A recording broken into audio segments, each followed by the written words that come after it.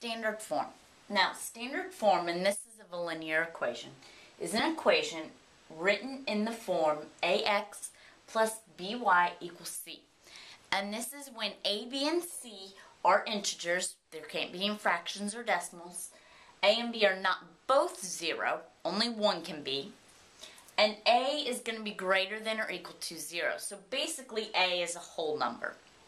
Now, the x and y-intercepts that we learned previously with slope-intercept form can be found quickly from the standard form and used to create a graph.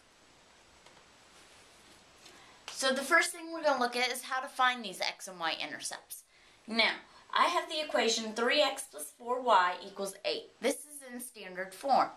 The first thing I'm going to do is find the x-intercept. Now, to find the x-intercept, I'm going to plug in 0 for y and then solve for x. So you kind of do the opposite.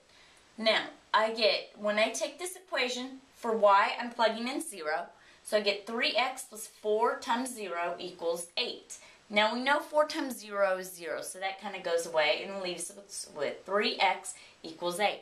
Divide each side by 3, and I get my x-intercept at 8/3. Now, to keep it simple, just leave it in a fraction, and don't worry about rounding or anything like that. So my x-intercept's coordinate point is 8/3 0, because 0 is when x-intercept is when 0 is y. Now to find the y-intercept, we just do the opposite. Instead of plugging in 0 for y, we're going to plug in 0 for x and then solve for y. So I take my 0 and I plug it this time in for x. So get 3 times 0 plus 4y equals 8. Notice I just took this equation again, plugged in 0 for x. Basically 3 times 0 is 0, so that goes away. I'm left with 4y equals 8, and I divide each side by 4, and I'm left with my y-intercept at 2. So if you want to know the point which we're going to use when we graph, it's going to be 0, 2, because my y-intercept is 2 when x is 0. Now here's the second equation, 4x minus 9y equals negative 12. This is in standard form. For my x-intercept, I take my equation 4x minus 9y equals negative 12. I plug in 0 for y since I'm finding the x-intercept. Basically 9 times 0 is 0. So I'm left with 4x equals negative 12. Divide each side by 4 and I get my x to equal negative 3. That's my x-intercept. Now your point, if you're going to graph it, is going to be negative 3, 0. Because you put in 0 for y. Now your y-intercept, this is when you plug in 0 for x. Take the same equation. I see x, I'm going to put in 0. So I've got 4 times 0 minus 9y equals negative 12. 4 times 0 is basically 0, so that goes away. And I'm left with minus 9y. 0 minus 9y, that's negative 9y, equals negative 12. Divide each side by negative 9. Now notice the negative divided by negative is a positive. I've just simplified 12 over 9 into 4/3. I've kept it as a fraction. It only makes things a little bit easier. And my y-intercept is going to be 0, 4/3.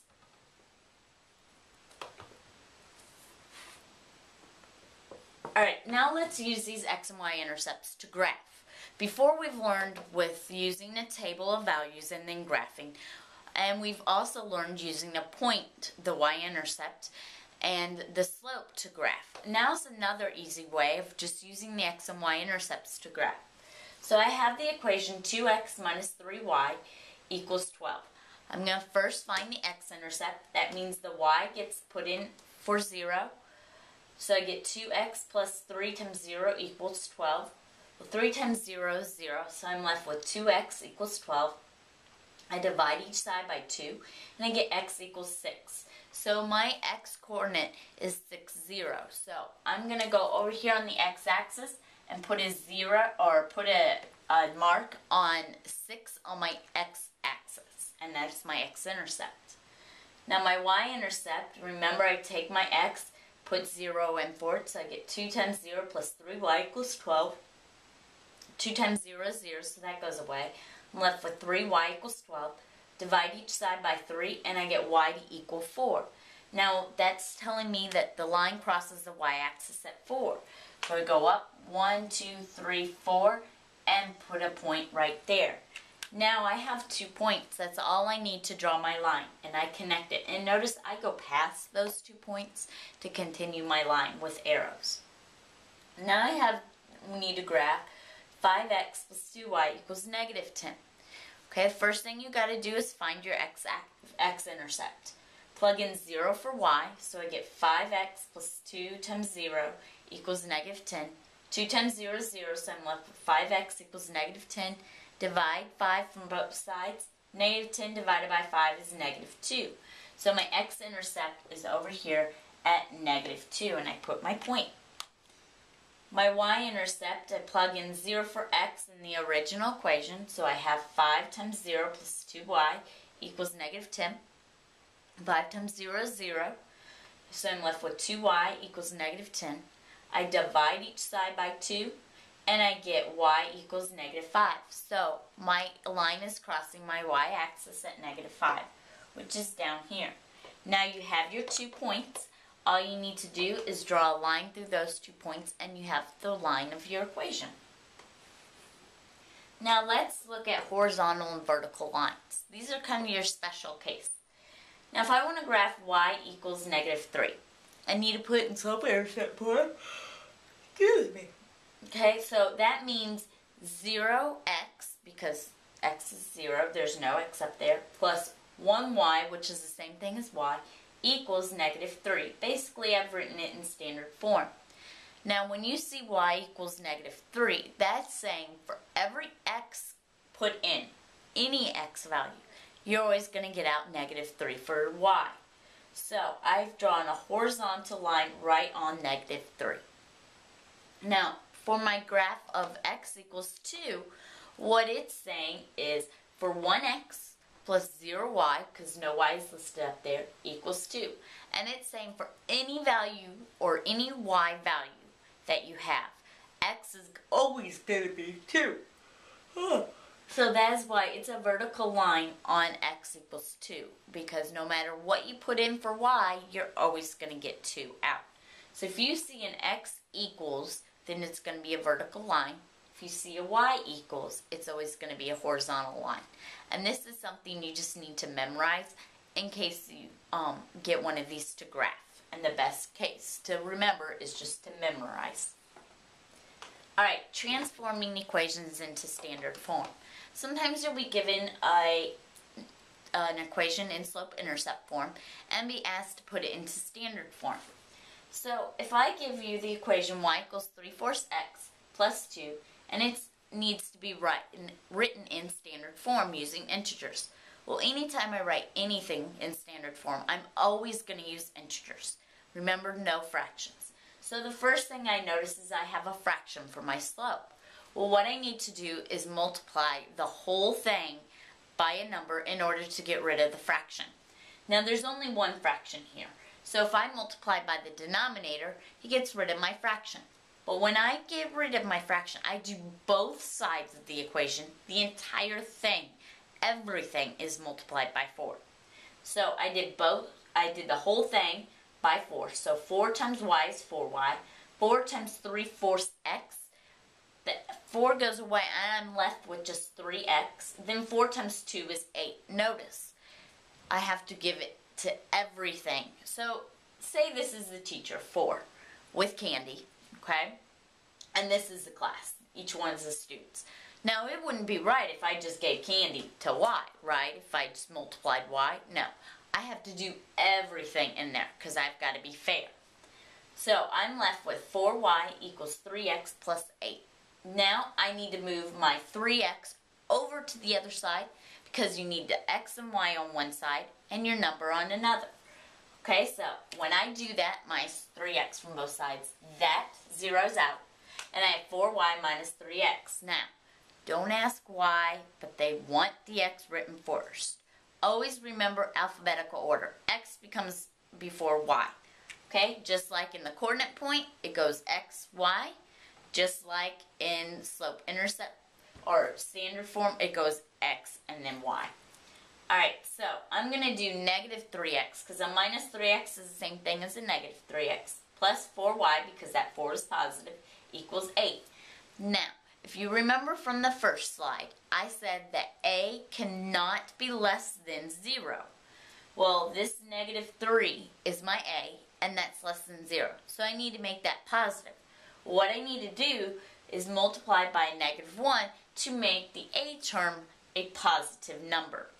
So when I do that, I do negative 1 times negative 3x, gives me a positive 3x. Negative 1 times a positive 4y is a minus 4y. And negative 1 times 8 is negative 8. Now it is in standard form. I have no fractions. All my numbers are integers. And a is a whole number, meaning a is greater than or equal to 0. Now, this second one, I need to write y equals negative 2/5 x plus 1 in standard form using integers. First thing I notice I have a fraction. That's negative 2/5. So, since there is only one fraction, I multiply the entire thing by the denominator, which is 5. So this whole thing gets multiplied by 5. I get 5 times y, which is 5y.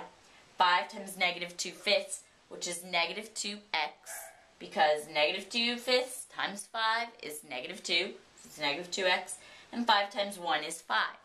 Now, I need to move my x over to be with the y. So I'm going to add 2x, since this is a negative 2x, I'm going to add 2x to both sides.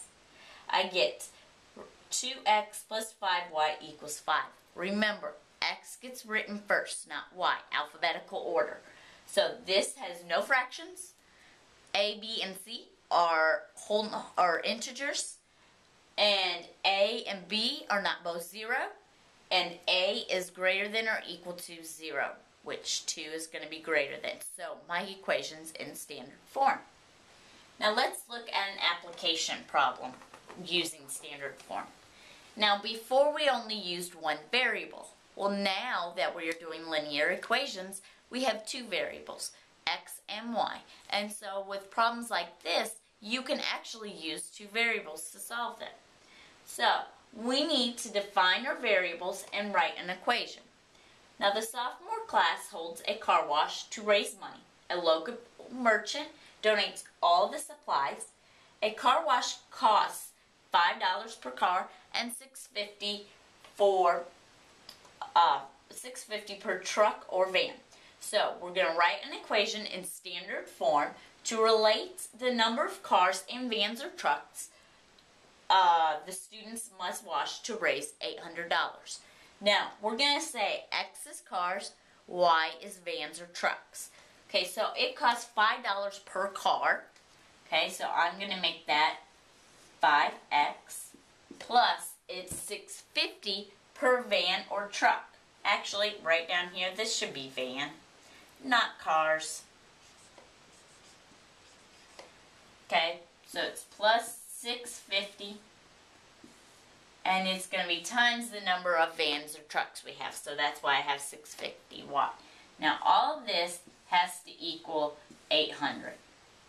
Okay, so basically your equation says $5 per car, so 5 times X, plus $6.50 per van or truck, and that's why it's $6.50Y, equals the total amount they want to raise, which is 800.